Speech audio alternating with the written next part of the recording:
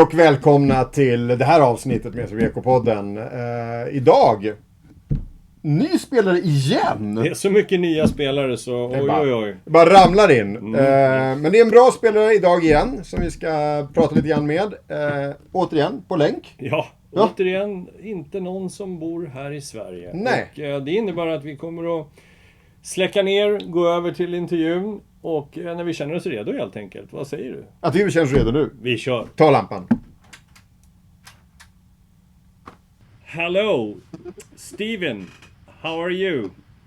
I'm doing good. How y'all doing?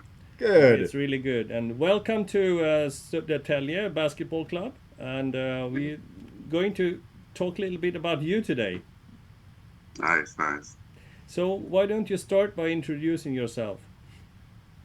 My name is Stephen Ugochukwo. People kind of see my last name, it's hard to pronounce. Not too hard once you get used to it. That's good. But Ugochukwo. And I grew up in Texas. Went to school there. I went to college at McNeese State. And after college, I've been playing professionally basketball. And I get my next stop here is in Sweden, so I'm excited for this next journey. Great. That's good. Great.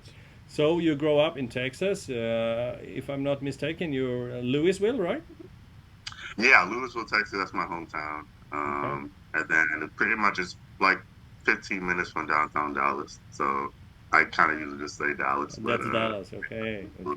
So what about your family? Is it a basketball family, or do you have any siblings? Or yeah, I have 3 older sisters. And never really a basketball family. My dad plays sports. He plays soccer, mainly. They're from my parents are from Nigeria, so they came here, and he played soccer in Nigeria for a bit. But my sister, they played a little bit of basketball. They kind of did everything. My older sister, she did ice skating, track, basketball. So did my second oldest, and but I was kind of really the first one to really do it seriously and, go through high school serious and college. So. Okay. So you play basketball, we know that, but did you do any other sports growing up? I did a little bit of track. Okay. But it was before my growth spurt, so I wasn't kind of as long and athletic when I did it. But I did. I liked it. I did a long jump. And I think I did like 400 meters, 200 meters. Our coach had us doing a lot of different stuff. But I did track, and then I played a little bit of soccer or football. It was the real football. The real football. The real American way. Yeah. Okay. But I kind of they tried to get me to play the American football, but I didn't. So I kind of just stuck with basketball kind of after soccer. Okay. So why did you choose basketball? Was it like it's more fun, or you were best at that, or what was the reason? Yeah, it was just something I just kind of clicked for me a bit, especially as a kid when I was just playing when I was younger, just for the fun of it. It was just kind of fun and just kind of more natural, and I enjoyed it. So, and as I got older, kind of started to realize, I could, work and, get a scholarship for college and, go even higher than that. I started taking it more seriously and just kind of grew from there. Yeah, that's good. So you grew up in Dallas, and what's your favorite team in the NBA? Right now, I don't necessarily have a favorite team, but growing up, it was the Dallas Mavericks, for sure. So I grew up, Dirk Nowitzki, the 2011 championship. That was like my top being a fan with the Dallas, because I've been watching them since 2006 where we lost, where we were close, but so it was really great, that year. But I kind of was a Dallas Mavericks fan kind of growing up. Okay, so do you have any role model or idol in a basketball player? Oh yeah, so as a kid, my favorite kind of player was probably Kobe. Growing up, and then as I got older, started to get more higher competition. I started watching him. It's I can't do some of the stuff he's doing. Our coaches, I can't shoot a fadeaway against a double team. You have to work at my skills to get at that level. So I started really watching guys that had great footwork, like Carmelo Anthony. I liked watching him in the post.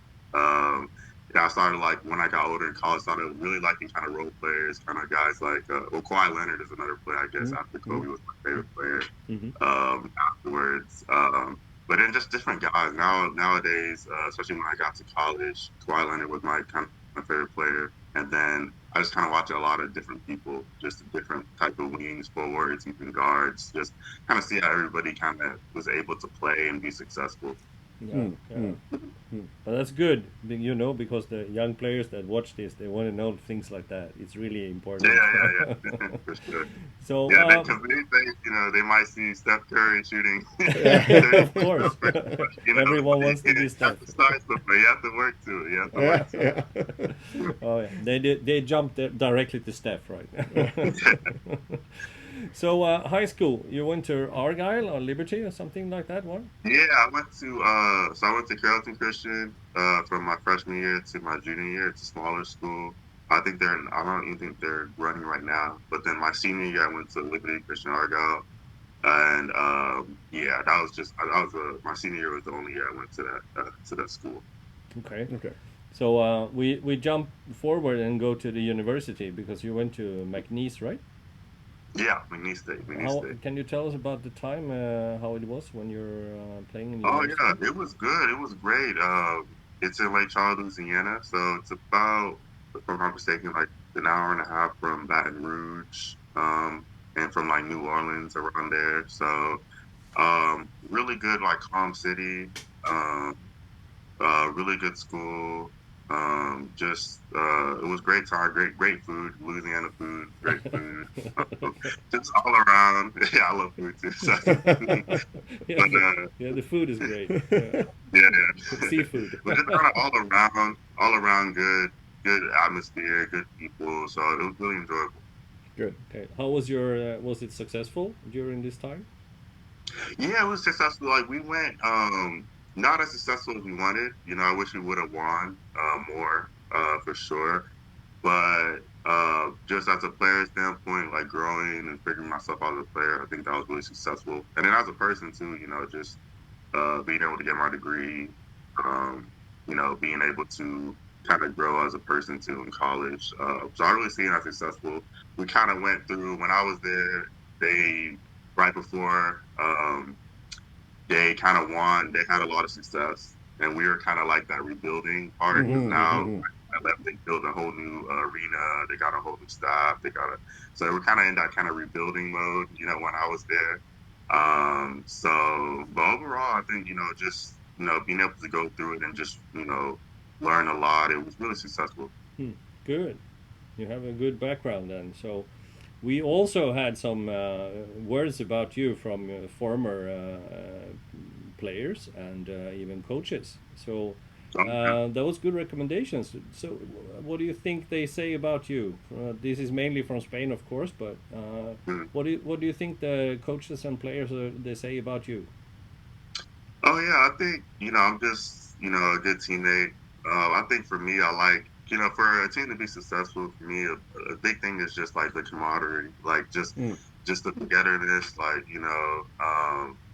yeah, I think because we had that last year in Spain, and we went all the way to the championship. We had a really great group of guys that really liked each other, really gelled with each other, and really cared for each other. So I think that's side important. So I think my teammates would say like I'm that guy that's I'm not fighting the teammates. I'm not being in the corner by myself. Like I want to try to learn.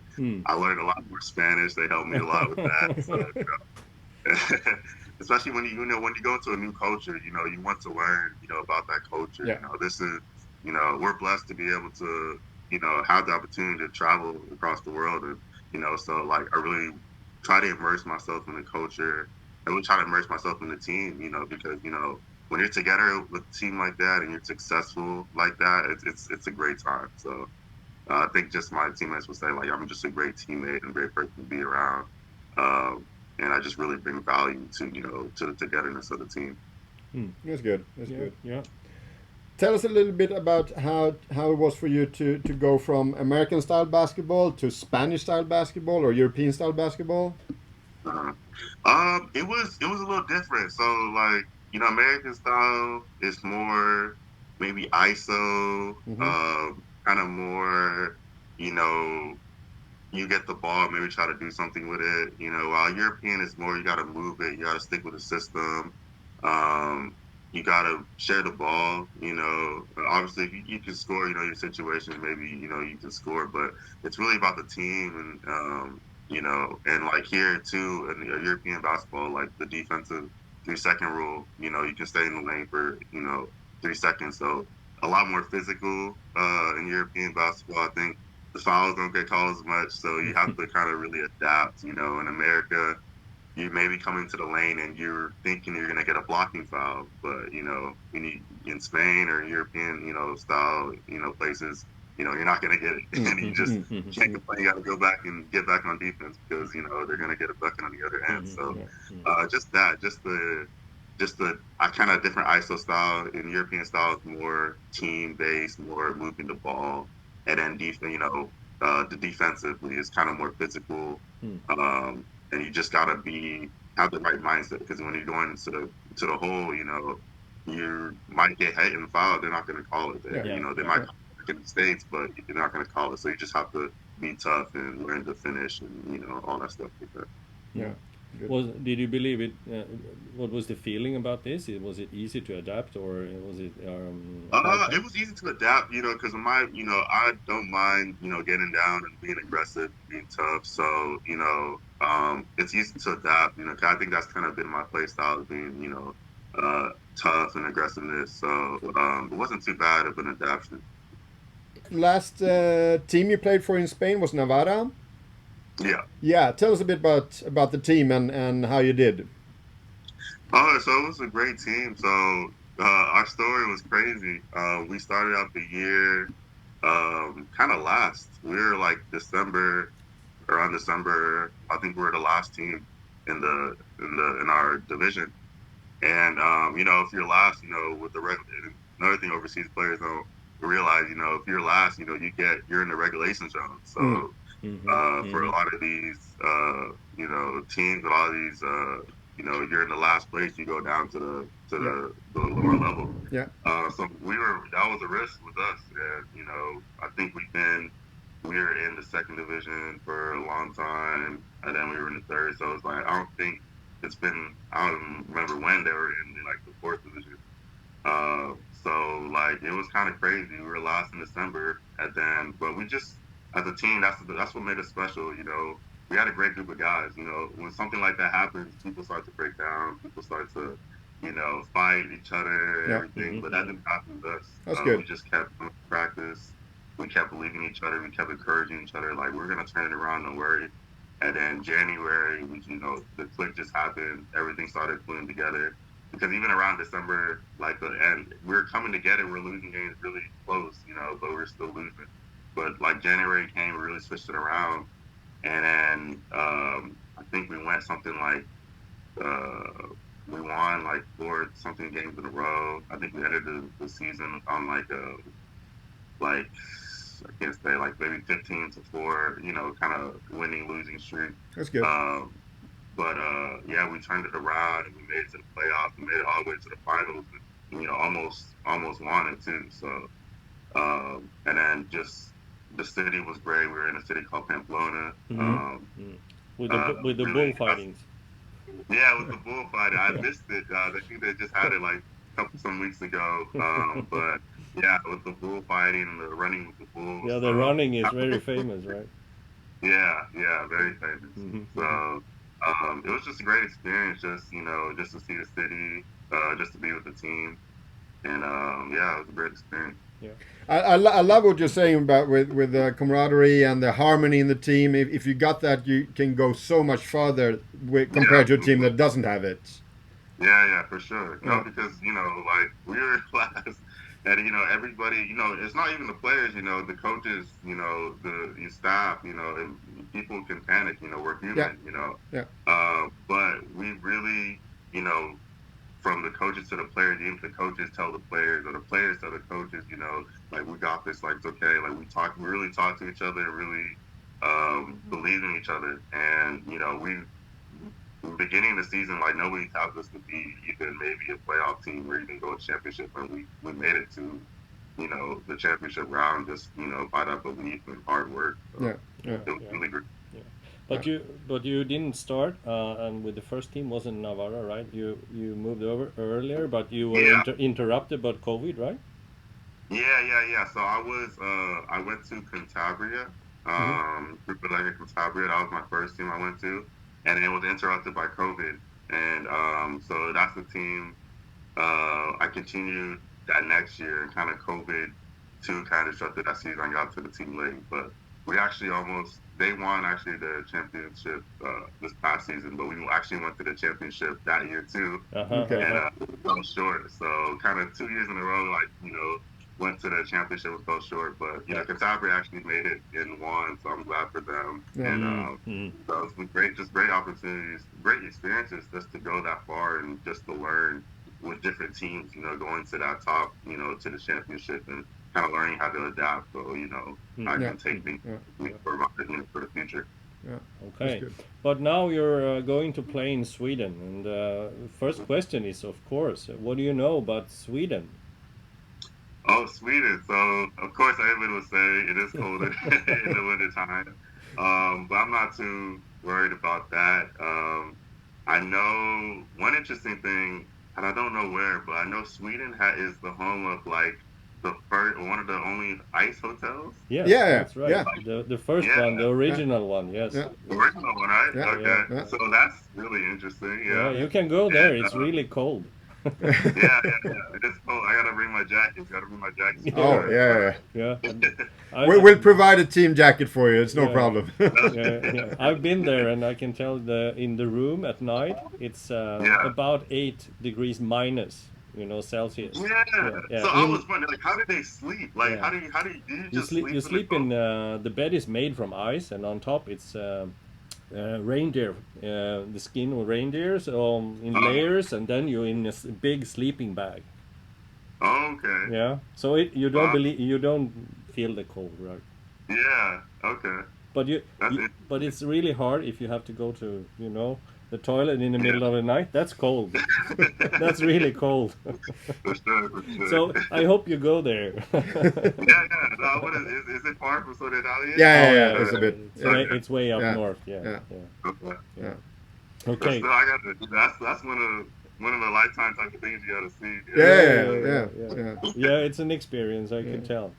So, but That's nice. what about Swedish basketball then? What do you know about Swedish basketball? Swedish basketball, I'm learning more. I know a lot of players that are coming out there.